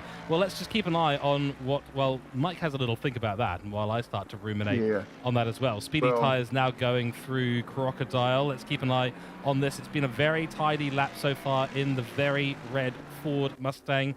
Second one that we've seen go out today. Of course, Markle not going to be getting a qualifying time on the board. Here's the last corner. Much nicer angle through there. Gets the power down. This is where the Ford starts to shine, and across the line we go. What's the time going to be? It's going to be a better time than Noodles. So the 96 car goes up into provisional pole position of 148.2. The chat prediction, Mike, is OP Twitchy for pole position. What are your thoughts? Okay. Well, I'm trying not to be biased, but I'm talking about judging the driving I saw before. I'm going to go with Smitty in the 37 car. The reason I'm going to go with him is because I saw some fantastic flashes of brilliance, and I think he's very, very good under pressure. But I'm not going to go for a second call, but I'm going to go Side Dog will be there or thereabouts as well, because Simon Bishop is just very, very high quality driver. But I'll put me, you know what's on the line, and I'll say Smitty will do the job in the Aston Martin. All right, sounds good. We've got another vote in from Jason Wilco saying Psydog is his pick. Jimbo saying Psydog for the pick too. Okay. Well, we had the votes, and we've now got 3 or 4 votes for Simon Bishop. So it looks like people are swinging Simon Bishop's way. For me, I honestly, I really don't know, because a lot of these drivers I've seen race in GT7. I have not seen a lot of them race in ACC as much. Oh, Jason Wilco did vote. Okay, so technically 4 votes, not 5, but Simon Bishop does seem to be on top. We're on board at the moment with OP Twitchy. He's on his hot lap. Let's focus in on this. I get the feeling that it's going to be Smitty. Let's see. So that's my vote. It's going to be Smitty. And the 726 going for it. And look at that run through Sunset. He's absolutely thrown the car through there, maintaining as much speed as possible, but avoiding those curbs. He's cooked it a bit at Club, though. So OP Twitchy not going to get the run that he needs out of Clubhouse in turn 7 through the S as we go and up the hill. This is going to be tricky for him to regain that time he's just lost. Yeah, it's hard work, that one. He's coming down into, as we know, how Hope is going to be a double left-hander here. There's the first bit. Now he's got to line up a real short straight for the second bit here. And this very, very fast. Look at the downhill section. Look how much speed you pick up, how much you've got to work in to this fast left-hander at Mineshaft. Oh, worthy, he keeps it all nicely. It's one thing about the Mercedes-Benz. It's a beautifully turned out, beautiful-looking car as he goes right-hander through Crocodiles here. Now, this is quite a tetchy little section in itself. He's going to tidy it up. Yes, he is, through that very fast right now. Watch this one here as he goes into the final corner through Ngui. As you would, and I'm probably pronouncing that and calling someone a goat in some foreign language, but down the start, finish straight. He's going to get it, he's going to get it, he's just going to get it, a 48.1. That'll put him in pole, pulls the handbrake, and he says, look at that, I'll get himself on pole position and I'll smack the wall because I like the taste of concrete. I feel like this is the new form of protest, Mike. I think this is the new form of protest. They don't like the rain, and they're trying to say something to the server admins. Hey, don't turn on that random weather. We want slick conditions. But not a bad time there, 148 for him, 148.1. We need to be specific because that is not too far away from Speedy Tires and Noodles, who are only 0.1 and 0.15 away. Now we're going to look to Matt Danedi for the next bit of running through here, and the BMW's going to make another return. Of course, great livery added onto this car. Absolutely love the angles, love the little black highlights all the way through. Pirelli slapped on the front bumper. Let's see how he does through turn 1. One thing I was going to mention, actually, Mike, as well, is that these times are not going to necessarily be as quick as we saw in quali, because you just don't have the volume of cars running and clearing the track of water with their rear diffusers and tyres. So that is a critical thing to note. Chances are the last people to run are going to have the best conditions. A little bit wide there through Barbecue, or through Bry, as we have renamed the corner for this event and hopefully future events. Danetti being called out as Viper Z's hero. So I absolutely respect that, because Danetti is one of those incredible drivers. And apparently he likes apples, is what I've been told by an anonymous source in chat. You can do your investigative journalism and find out who that anonymous source is. He's hiding in plain sight. Nice little cut in, trying to get the car turned in, trying to get the front locked in through the S as we go now up the hill, Mike. Yeah, this is a very, very tricky little moment here, and we saw the previous run in the Mercedes. It looked very sharp, and we saw him come out wide and just clip the grass before, but we'll see what Matt Danetti can do this time, or Odin, as he... Oh, no, that's beautiful. Absolutely where it should be. Coming downhill now, down into Cooke, into the first of this very, very fast sweeping left-hander, now into the double right, and he'll come round 10. Very, very short little area there, doing the job, doing it very, very nicely. Look at that. This is a really nice little bit of effort. In fact, I'm too far behind, I'm miles behind there. Big moment for Matt Danetti as he heads through the exit of Cheetah. It's pretty clean through the final corner. Ingwe, tell you what, he's really throwing the front end of that car in. Has it paid off? Let's see, across the line we go. Yeah. And it has, but not by much. 42 hundredths in it. Danetti goes to the top ahead of OP Twitchy, but it is in a small gap between them. And next out on track is going to be the number 88. We're going to be going to Barters, but that was a good lap, as you said, from Matt Danetti. Fantastic stuff. Yeah, he got that one right so fast. I was a corner behind, blind as a bat and twice as stupid me, but good job there from Matt Danetti, taking the pole position and taking it nicely. But now we start to see the Mercedes-Benz overhead, the BMW, the Mercedes, the Mercedes, BMW, now back to Mercedes again, because we have to keep the Germans busy as we go to the left-hander onto the start-finish straight. Barters 81. What's it going to be? Have we got anyone actually back in the 88 car at the moment? I don't know if we have, but certainly the Mercedes-Benz is doing the business. And down the start-finish straight, starts peeling it off. He's got a 148.1 or 148.0 to beat. Can anyone get into the 47s, because it's, it shouldn't be. Well, I can't believe they're that close, considering the wet and the dry. We were talking about 39s before. We're nowhere near that. We're never going to be. The conditions are completely changed, and watching the Merc go a little bit wide through the left-hander there doesn't hurt him too much, coming out of Bry or Barbecue or Bry, whatever you want to call it, coming down the fast right-hander of Sunset. And this is a beautiful look. He's just got that thing pointed. We saw earlier on in the previous Merc was a little bit twitchy out of the corners, watching this left-hander just for the communication. Is he going to stay off the green stuff? Yes, he does. Lovely job there from Barters 81. Now through the left-hander here at Clubhouse. I'll tell you what, George, he really is starting to put this one together. I think we might find another fastest lap here, mate. Could be a pole. I think we're going to be finding a 47. Let's see, the number 88 looking clean, calm, cool and collected in the wet weather at Kyalami today. This is the top 10 shootout. 5 drivers have done their times, and we do have now 5 to go. Some very funny comments in the chat. Water Arrow saying Matt Danetti is my uncle, and then Chief Boulder coming in and saying Danetti is my mum. Fantastic stuff. Keep it up, guys. I love it. Absolutely love it. I'm not related to Matt Danetti at all, though I have commentated on enough of his sim racing career that I could essentially feel like a sort of a disconnected father of some kind. Little slide there through Cheetah for Barters 81 as he throws the Mercedes through the final corner. It's Ingwe. And I'll tell you what, we might have to do a full South African accent lap, but you'll be doing it because my South African accent turns into a Dutch one very quickly. Barters only good enough to get into 5th place. It was clean, but it wasn't quick. Oh, it looks so good too, but those last couple of corners, Ingwe especially, he was too wide coming into it and just nowhere near the apex, and that's how often do we see that? But yeah, look, with the South African, I think that's certainly a special language to try and master. But Machin has jumped there in the Mustang. Now, we saw the Mustangs earlier on struggling to get pace there, George. Good to see Machin this time has got himself into the top 10, and he hasn't got too much time to impress here. But like you mentioned earlier on, I will point out there's absolutely no racing line here at all, not an iota of a racing line, and the rain is just continuing to thunder down, isn't it?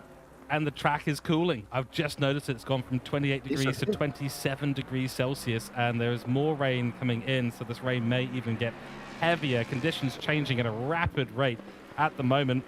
Diamond coming into chat just to confirm that if I slip to a Dutch accent is actually okay. Oh, turns out that's absolutely correct. Here we go. Matching through Sunset, takes a wide line. Going to try and get the front end of that Ford turned in nicely. Looks like he's done that successfully so far. He's going to use the curb on the outside line, swings it back in perfectly between the white lines. That's what you got to do in the braking zone. A little bit slow on the apex. I think he might have had a small moment through there, and that's going to cost him as he goes through the S's now.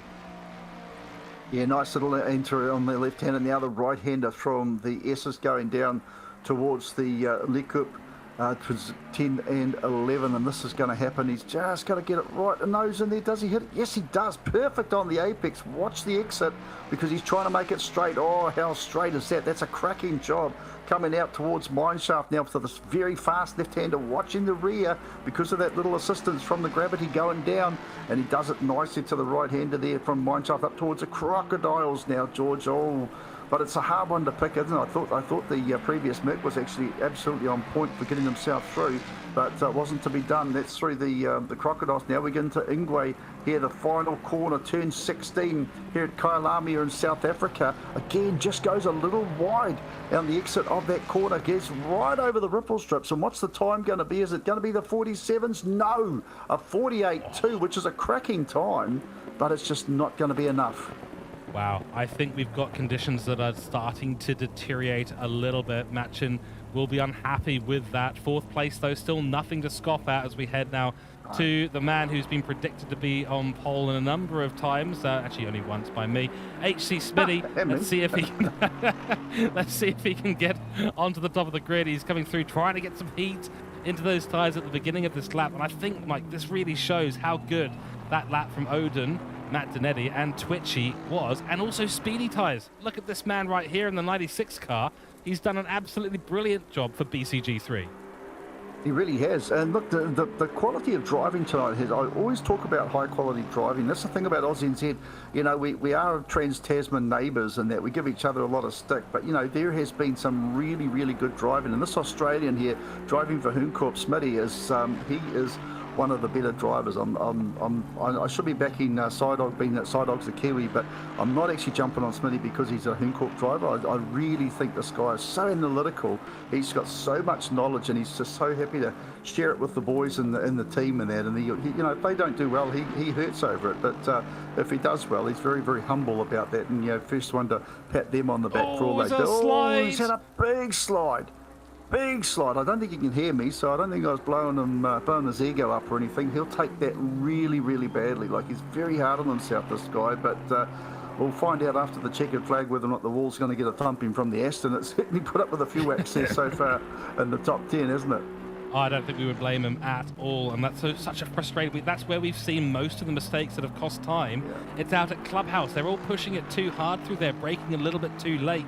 And really, in this wet weather, you want to focus on that exit, and so you get a better run and more apex 3 speed through the S's. So unfortunate mistake there for Smitty. Through Mineshaft we go, and now into Crocodile. He's a little bit squiggly under the brakes, and he's right in the curb, trying to find that time, trying to recuperate what he had in the bag before, and I don't think he will. He slid it all the way through Cheetah. He is doing a demonstration, a spectacle of a run at the moment. I don't think it's going to be fast, but it's extremely flashy, and I tell you what, as you said, he will be frustrated with that across the line. Let's see what kind of time it's going to be. It's going to be better than our non-starter, of course. Markles not setting a time, but he's 6/10 off the pace here, and that is going to be absolutely gutting. Now it's the man who we've all voted for, except for me. It is Simon Bishop in the number 31. Yeah, everyone. Oh no, yes, that's right. You voted for someone else, didn't you? Yep, Smitty. I was backing Smitty. And look, Smitty didn't let me down. He just made a mistake. He's human, and I'm perfectly fine with that. Same too with Sidog. Watch this guy. He will be, I mean, as much as I know Smitty's analytical, I know Sidog. I've met him. I've spoken to him on more than one occasion, but I know this guy is so analytical. It is unbelievable. And look, I said before, I don't know how much time some of these drivers have spent in, you know, wet weather for Kyalami. for this weekend, but I don't think I know that Sidog will have done an immense amount of wet weather testing given the opportunities. George, he is such a pro. Yeah, pro in every sense of the word, and of course the former GT World Series driver for longer than he cares to admit. He's the man who doesn't want to talk about his age. We know he is very well experienced. Let's just put it that way. Viper Z in chat saying Simon is my bold accomplice. Simon has done 0 wet laps, apparently. Well, he took barbecue with the confidence of a man who's done 1,000 laps in the wet. I tell you, Nismo saying rain's only going to get heavier in chat. That's what we're expecting. Matt Simmons in chat saying, let's go, Simon, as he barrels up the top of the hill into the braking zone at Leocop. And that is a nice, tight line. That is the tightest line we've seen so far. Gets on the power early, and down the hill we go. Apparently, I've got a message come through after this qualifying. Sidog's actually going to go out and broker peace between Russia and Ukraine, so that's looking good as well. Nice. So we certainly look forward to that. But coming up towards Crocodile to the right-hander, turn number 13. Oh, I thought he'd gone too hard over that curve, but, you know, I can see why he did that. So everything has a reason with Sidog, and he's going through Cheetah now at a... It's precision as he heads through the trickiest corner of the track. Cheetah absolutely nails it to pixel perfection. A little bit slow on the exit through Ingwe, but it might be part of the plan. Let's see. Is it pole position? It is pole position, a 148.017, puts himself 4,300 in front of Matt Donetti. And we are all licking our lips here because this is exciting stuff. We've got one car to go, Mike. It's Distinct Geesh, and Simon Bishop has truly laid down the gauntlet at the South African track, rearing to go for a 4-hour race for round 5 of the AUSNZ Season 3. This is going to be absolutely brilliant stuff. It will be, and he hasn't laid down the gauntlet. He has dropped it on the ground. He's put a Punamu on the ground and he said, you pick it up, son, and you better pick it up looking into my eyes. But just watching Geesh all wide, he was wide coming onto the straight. He clipped the apex and got some good speed going there. I thought he'd overcooked it, but I think it was all to plan again. And you don't get as good as a pace on par with Cy Bishop and not know exactly what you're doing at any given part of the circuit. So just let's watch Geesh here as he goes into the turn 1. He is absolutely flying through a very, very technical little complex here. And the sweeper there through 2, now 3, and now the left-hander here, 4 going up towards Bri, the barbecue dead, number 5, beautifully done, executed a magnificent drive as he comes, look, I'll stop there, coming down the straight now, and look at him go. He's absolutely flying here. And the right-hander here at Sunset, no Sunset to look at though, so it's badly named, this one. It's really not that good at all when you think about it. Coming into the left-hander and Clubhouse, well, this is where it can really get messy. I've told this is the corner of concern for quite a lot of drivers because you go wide on that AstroTurf type arrangement there and it can just make a mess of you. Same too here, the S's, George, and I'll tell you what, geez, I don't know if he's going to get pole, but by crikey, he's putting together a very, very handsome-looking lap. It's very clean. He's staying off the curbs, unlike Simon Bishop, who was quite willing to ride them, except for that one right there. Commentators bounce back curse right there. It's fired back in my face. It's fantastic stuff. He's got a great run down mine shaft. We go into the left-hander. He's got to get this braking zone right at Crocodile. It is looking clean. It is looking cool and calm and collected. He's the last driver involved in this top 10 shootout. There we go, through Crocodile. Does look a little bit wide. I'm not sure if he's got the pace that he needs to. Tackling Cheetah next. Does he get the car turned in? He does, a little bit wide, not using as much track as Simon Bishop in the BMW. Will the Aston Martin be on pole position? Will it be Simon Bishop? Will there be an apple given to Simon Bishop by Matt Donetti? Let's see. Geesh comes across the line. And it's pole position. It's a 47 by 4/10 of a second. Oh. I didn't see that coming. I did not see that coming, but that was a quality drive, and Geesh has done a phenomenal job. I don't think he's going to smack the wall in frustration there.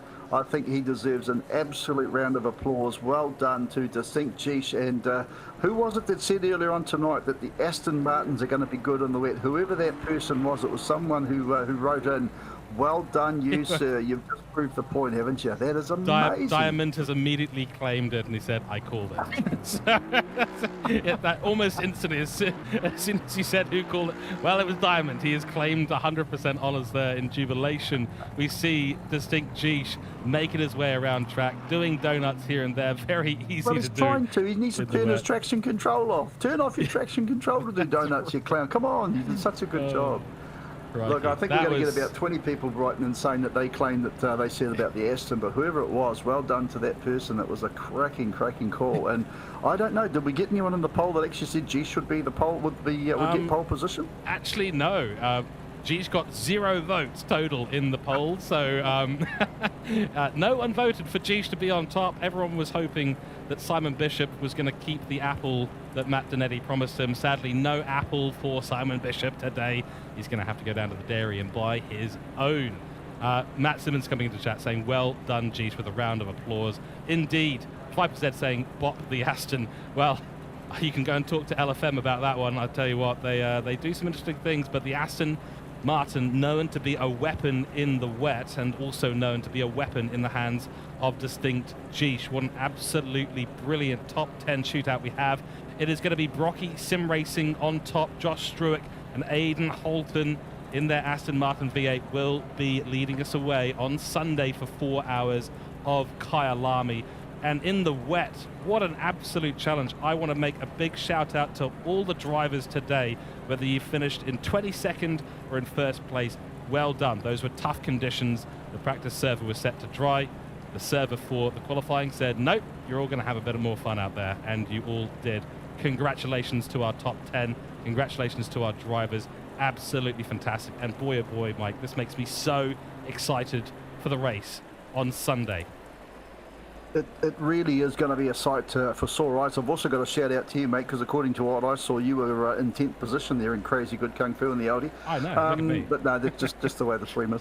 No, look, it's going to be exciting. I want to do a big shout out to all those that have put in the time. Thanks to everyone that's tuned in there tonight. And if you do come along on Sunday, make sure you bring your popcorn, bring your fizzies, and bring your cheerful nature and your positivity, because we want to have a great day. We really appreciate Karma Auto Parts, and thanks to Brett and the team that have put up some fantastic. Well, it's been financial support there to help get the bills paid. It hasn't been moonbeams and unicorns. It's been absolutely hard-earned money, and so we really want to see a big use of the esports code when you shop at Karma Auto Parts, even on things that are on special. Please get in touch with them up in Whangarei in the North Island of New Zealand, even if you can. Or need something for overseas, give them a yell or email them, or just shout them out and say, hey, thanks very much for the support of the AUSNZ esports series here, in this case in Kyalami in South Africa. But the New Zealand company there who are punching above their weight, helping us out there, and we couldn't believe that they actually came on board, and there's more to come in the future. And more support too from other sponsors, as well as also continued support there from Carmo. So thanks, Brett. And of course, Trackspot TV. If you're not sure about getting into motor racing from the commentary point of view or from behind the scenes of the broadcasting, Trackspot TV, please get in touch with them, because you might be the next Murray Walker. You might be the best technician person that we need to have part of Trackspot. So please, Trackspot TV, sorry, make sure that you get in touch with Trackspot. And George, it's been a cracking night here tonight. I don't know why I haven't been doing these quality nights in the top 10s. I know I haven't been able to make it. I'm so glad I have tonight, and I want to do them again. This is cool, because I feel like we've actually seen a sprint format, with the qualies, the top 10. It really has been almost, if this was the whole weekend, I would almost be happy with what we had tonight. But it's been a cracker. And who's going to win in 4 hours of Kyalami in South Africa on Sunday? Well, get your votes in now. Who's the early birds? Because Matt Donetti's put an apple on the table. We'll have to find a roll of duct tape and maybe a pack of cable ties and see what else we can. Well, that's right, and I think we'll have to get you to do a full lap in South African accent, because that was absolutely brilliant. We do have someone available for an interview, so we are going to be bringing in Distinct Geesh. Welcome into the commentary box. He's been kicked out immediately. Okay, well that's just how that goes. So we may have to switch commentary booth to find a way to get him. We'll get to him shortly. So we will be trying to talk to Mr. Geesh, and I think we'll probably do Mr. Mike Howe, is we'll jump down into the waiting room and we'll wait for them in the waiting room. How about that? I think that's the way Sounds to do like it. a good idea. Let's do I will that. pull you over into that commentary booth in a few seconds. And let's just see. There we go. We should have Mike back yet again. So anyone jumping into the waiting room is more than welcome. Let's get some interviews going. And hopefully we shall see this happens soon. Mike has then jumped out again, so hopefully we'll be able to bring him back in. Mike, are you there? There we go. Yes, I'm here. There we Absolutely. go. Fantastic. Okay, fantastic. And we have Jeesh joining us in the commentary box. Jeesh, I hope you can hear us. Can we hear you? That is the question. Yep. Fantastic, mate. Yep. First of all, congratulations on P1. That was absolutely mega. You kept it between the white lines. Not a lot of riding on the curbs there, but you put yourself 0.4 of a second ahead of everyone else in the field today. Got to feel good about that. Yeah, no, it was good. I didn't expect to have that much of a gap, to be honest. I mean, the trickiest part was going to be not having any sort of moments. The Aston was quite tricky to drive. It was quick, but it was tricky to drive. So I'm happy I got through the lap, did what I needed to do. So we've had everyone in chat saying the Aston is OP, the Aston is, goated for the wet. Is that your opinion? I mean, it sounds like that's not the case. It really just comes down to driving in the wet. No, the Aston it's just objectively fast in the wet. It's got a lot of downforce, which helps with that. But that doesn't mean it's necessarily easy to drive in the wet. Like, depending on your setup, of course, like you can make setups that are very quick in the wet. But I was struggling a lot with oversteer in the high-speed corners. So I'd actually... Yeah, sorry. So you weren't taking a lot of curves. Is that an example of you trying to avoid the oversteer? You just don't want to get that rear loaded up on the curve at all? Yeah, a little bit, because I was already on the limit of oversteering anyway without the curbs, especially through like the left-right in the second sector, the high-speed left-right. It was basically the rear end was loose like the whole way, and then as soon as it gets loose, you lose like 3 or 4 tenths. There's a clubhouse at turn 7, which is that right, the left-hander after sunset. We saw a lot of Aston Martins and a lot of Fords actually running slightly wide. As soon as that happens, you see the front end just does not want to kick back in, and you just oversteer basically directly into the barrier, into the apex. Yeah. I think I was just trying to make sure I just keep off the curbs, so I don't have to, don't have any major moments, just keep it clean. Sense. I'll are you jump happy in that you've... One last question here. One last question here. Are you happy that you've taken the apple away from Simon Bishop today? Yeah. You can't be unhappy with P1. It's... Yeah. Hey, geez, I just want to ask you a couple of questions. First of all, mate, has it put more pressure on you being P1 there on pole position for Sunday, or is that where you want to be? I mean, it is where I want to be. It does put pressure on. I mean, I'm notoriously pretty bad at race starts, so gonna have to work on that. But yeah, it puts pressure on, but I think it's also the best place to be for the start of the race. Oh, absolutely, no doubt about that. The only mistakes you really worry about are your own, eh? When it comes down to the practice and everything for tonight, did you actually put in much wet weather practice? For this come as a complete surprise, or did you guys put in some mileage on the wet stuff? No, our first wet weather running was Q1, so... Oh, wow. Yeah, didn't really worry about the wet. We knew the Aston was generally quick in the wet anyway. That's sort of probably why I had a little bit of that. It was a little bit tricky to drive. I didn't know what it would be like. But yeah. Do you mind if I'm a little bit criticised? Can I criticise you about something? Yeah. Yeah. You're absolutely hopeless at doing donuts. Now you got to turn the traction control off, mate. What's the story here? Yeah. What's going on? Yeah. I mean, come on.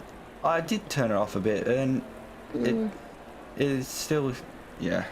I find the Mustang much better for it. It was like watching a one-winged sparrow trying to take off, mate. I'm sitting there going, turn off your traction control. You need to do an SVG on me, mate. I want to see some circles going on here, you know?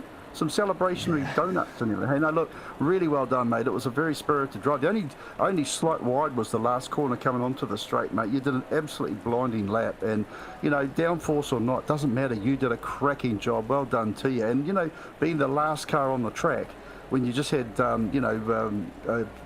Cy Bishop and that, laying down a cracking lap as well on the boys before you, and to come through and take pole, that is bloody hard work, mate. That is very hard to do. So pat yourself on the back for that one, mate. And I've had Smitty from Hooncorp just send me a message. He said, would you mind sharing us the settings on your car if that's okay? Is that possible?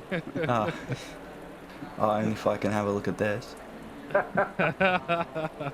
Probably do that in secret and not live broadcasted to 3 different channels around the world for permanent record on YouTube as well. Yeah. One final thing before we let you go, Geesh, mate. Of course, qualifying in pole position, you guys are leading the championship at the moment on 1,116 points. Behind you, the 726, but the 726, of course, which is Opie Twitchy and Distinct Andrew, they are starting in 4th place. Your thoughts? I mean, I believe it's Twitchy and McEwen now, as well. Well. That's what it's been the last few rounds, and I think that's what they entered as. But yeah, I mean, they're 2 very strong drivers. It's not going to be easy. I expect them to be pushing us the whole way. And surely, I mean, with Simon Bishop starting behind you as well, that's going to be extra pressure. Yeah, for sure. Hopefully I can use him as like, a buffer between us. Absolutely. I'm sure your race smarts will unless kick he, in. Yeah, unless he gets past me then. Let's see. Let's just hope that it's not a car park in turn 3, yeah. on that one of a 4-hour race.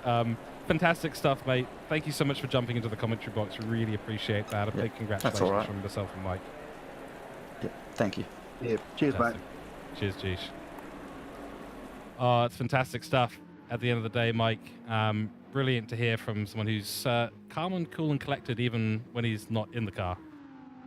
He's obviously, just did the job, and I was actually very surprised at the first wet weather they had was tonight. So it just goes to show the quality of the drivers that we've got here. They've all had rodeos on the wet. They know what wet tar seal's like. But boy, some of these drivers, they just get those extra little pointers, don't they? What they can and can't get away with. But interesting to hear his thoughts on the Aston about the downforce. To be honest with you, I was something that has been mentioned to me from the boys why they are in the Aston, and because our analytical brain Smitty has said, the car has got the best downforce, especially in the wet, and he said that some time ago. So now that Geesh has, said that, I think I can let that one out of the bag, and not to say the field's going to be full of Astons.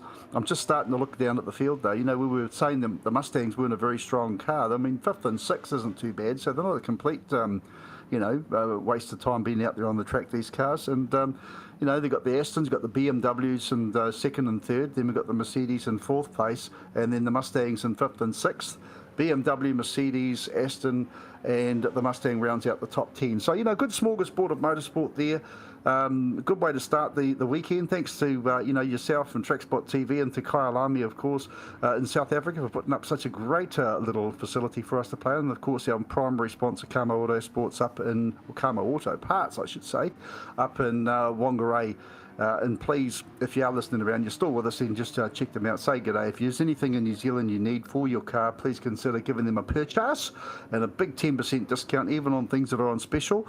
And they do stock a wide range of products here for your vehicle, your car, your race car, and other bits. And of course, if you've seen the red and blue 43 car in their pictures there with Roxanne, the HQ Holden, that is going to be racing not this weekend, but next Saturday at Hampton Downs Motorsport Park in Waikato, where Brett will actually be in the support crew with the team with Roxanne, and they will be racing of the last of the 6-hour pro races. So they put their money where their mouth is, and they get out and be part of real-time racing as well as supporting the sim racing here with us at AUSNZ. So great fun, George. I'm looking forward to Sunday. I don't know about you.